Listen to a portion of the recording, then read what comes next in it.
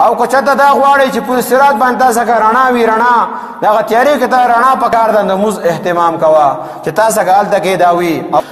کوم سړی چې مونځ کوي د مونځ ګزاره انسان هغه ته به رڼا میلاویږي د هغې مثالي شکل هغه رڼا ده په قیامت کې. عبدالله بن عمر بن عاص رضی الله تعالی عنه فرمایي چې خوږ نبی صلی الله علیه وسلم د مونځ تذکره وکړله.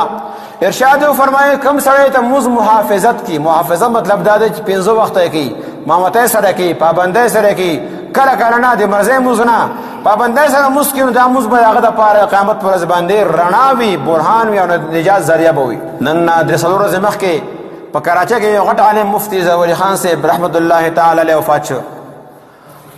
و د اووم تاریخ په ماسخوتن باندې هغه وفات شوی، اتم باندې جنازه وه. په 30 نومبر باندې هغه خپل کلاس کې هغه خپل شاګردانو ته خوب بیان کو او خوب هغه دا بیانو چې ما څنګه یو کس راغی دنیاداره ما ته چې مولوي صاحب مفتی صاحب ما لپاره داسې کتاب وګوره چې زه د قبر د عذاب نه خلاص شم، ډېر زیات پریشان یم. ما د هغه خبره واورېده، ځان لپاره فکر مې شروع کو چې دا تو مفتی ستا ګڼ شاګردان دي، دا سره چې سبا ته د قبر عذاب میلاویږي او بیا دا د قیامت پر ورځ باندې وویل چې د هغه مفتی شاګردانو مفتی دی استاد دی چې دته په قبر کې عذاب میلاویږي نو تا شاګردان به پریشان وي. نو زه خپل فکر کوم چې زه خوب کې لاړم ودومه خوب ما ولیده چې زه له حد ته کوز کړی شلم او چې کله له حد ته کوز کړی شلم نو بیا یا چې کله یو حسین خسته نوجوان زما خواته راغی، ډېر زیات ښایسته او زما ښي طرف ته ودرېدو. لږ وروسته زما چې کله یو بل راغی لیکن هغه نه زیات جوش والا، زیات شوق والا او زیات هیبت والا ښه ښایسته انسان د هغه نه راغی او هغه زما سر ته ودرېدو. بیا نکیر منکر چې کله راغلل هغه ورته پرچي راکړه، پرچي ته واغسته، سوالونو جوابونه ورکړه، واپس یې ولېږلو. ځه په دې کې دا اعلان وشو چې دا یو الله تبارک وتعالی طرف نه ویلو چې دا یو کافي دی، لیکن بیا وویل چې دواړه لاړ شئ تاسو او د هغه نه د عذاب د قبر نه نجات ورکئ. نو ما تپوس وکړو چې د ښي طرف ته څوک دی؟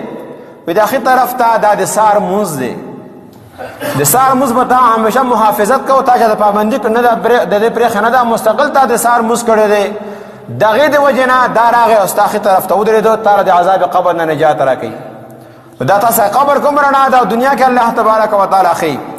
او دا سر طرف ته چې ولاړ دی دا زه قرآن پاک ما تا زما خدمت کړی دی، شرق او غرب ته دا زه رسول ما، ترجمه به هغه کالې ته خپل طلباو ته کوله، تفسیر به یې کته کوو.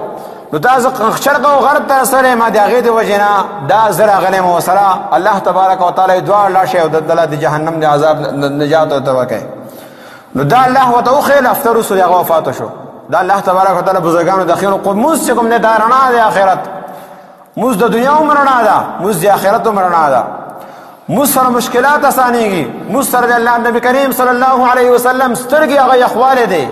او کله چې د مونځ کوې نو ان الصلاة تنهی عن الفحشاء والمنکر، مونځ در راځي ستا به تعلیم ته هم کېناسته زړه وشي، ستا به درس ته ناسته زړه وشي، مونځ در راځي ته به یو خبره د الله د رسول واورې، کېدای شي یو خبره تا ونیستلو کې ستا د دنیا چې کوم دی هغه ژوند بدل شي او بدلېدو نه پاسه ته توبه وباسې. نو دا مونځ د وجې نه تا به ګناهونو نه بندې کېږي، د دې وجې نه د قیامت لپاره آخرت لپاره رڼا ده د مثال.